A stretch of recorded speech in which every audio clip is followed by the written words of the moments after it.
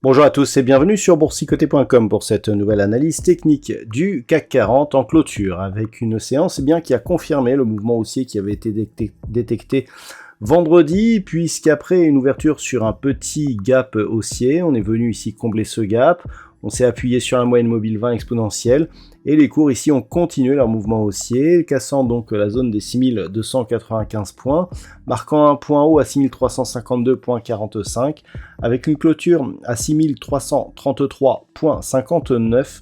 Le CAC 40 gagne 1,95% par rapport à la clôture de la séance précédente. Donc il s'agit d'une belle remontée par rapport, je dirais, à la dynamique baissière que nous avions précédemment, sur laquelle j'ai tracé les retracements de Fibonacci. On voit ici que les premiers niveaux ont été très bien respectés. Premier retracement ici 23,6%.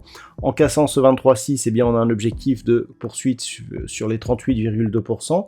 On est juste venu tester cette zone. On s'est appuyé sur cette zone des 38,2% ce matin et on est dans la zone 50,61,8.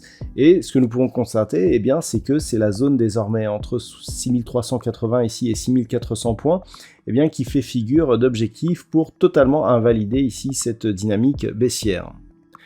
Du point de vue des indicateurs techniques, on reste dans une dynamique haussière, sans surprise. Les histogrammes du MACD évoluent désormais dans une belle tendance positive. Au niveau du RSI, on est toujours dans une trajectoire de sortie ici de la zone de survente.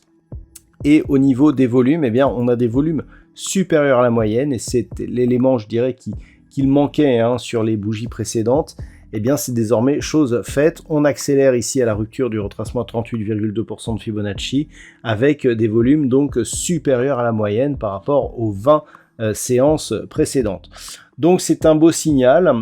On n'est pas encore sorti ici de cette dynamique baissière, mais on le voit techniquement, si on repasse au-dessus des 6400 points, en tout cas on ne sera plus donc sous l'influence de cette tendance.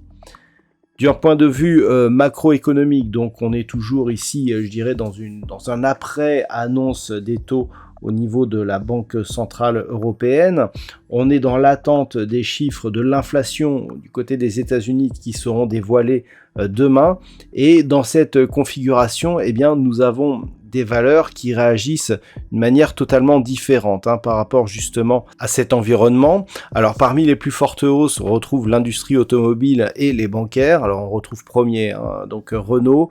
Derrière on retrouve BNP Paribas, Airbus, Alstom, Unibail, Rodamco. Des valeurs comme Stellantis, Crédit Agricole, ne sont pas très loin. Du côté des plus fortes baisses, alors nous avons deux valeurs seulement dans le rouge, Worldline et ST Microelectronics.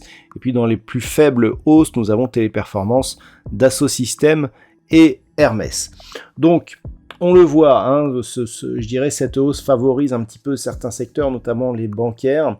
Au niveau des valeurs de croissance, on a un peu plus de mal, la perspective d'une poursuite de la hausse des taux risque de faire souffrir ce type de valeurs. D'un point de vue technique, ce qui est intéressant d'observer aujourd'hui, c'est qu'il y a rupture de la moyenne mobile 20 exponentielle. On est dans la zone 50,61,8. Donc au niveau des retracements de Fibonacci, c'est très simple. Si on casse ici cette zone de retracement 61,8% de Fibonacci de manière significative, la probabilité de revenir sur un retracement total est beaucoup plus forte. Et donc, cela veut dire d'un point de vue chartiste que si on revient ici sur cette zone des 6400 points pour valider justement la cassure de ce retracement, que l'on aurait énormément de probabilité de revenir ici sur cette zone proche des 6600 points. C'est ce que l'on observera demain. Au moment où j'effectue cette analyse, les futurs sont quasiment sur les mêmes niveaux ici que les niveaux de clôture. Donc pour l'instant, rien n'est joué. Par contre, si les cours redescendent ici, alors si on cassait 6295, ça ne serait pas trop grave. C'est surtout la zone ici des 6200 points qu'il ne faudrait pas reprendre à la baisse pour ne pas risquer ici de se remettre à évoluer sous la moyenne mobile 20 exponentielle. Vous voyez que cette moyenne mobile ici, demain, si elle remonte un petit peu et qu'elle se trouve sur 6295 points, si on rebondit, mais je dirais même s'il y a une petite cassure, mais que l'on remonte après, ce n'est pas très très grave. Par contre, si on va en dessous, c'est autre chose. Donc voilà, demain, les points à surveiller. Et l'objectif, bien entendu, reste une poursuite ici en direction des 6400 points.